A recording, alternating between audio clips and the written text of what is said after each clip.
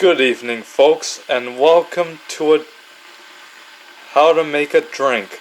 This is called how to make raspberry lemon tea. First thing you gotta do is you put this raspberry lemon tea bag into this cup.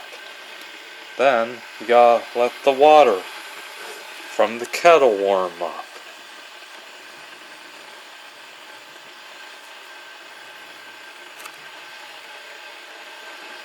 It's not completely warm yet.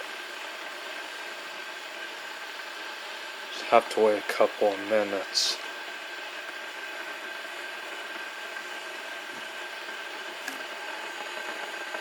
Oh yeah, it's getting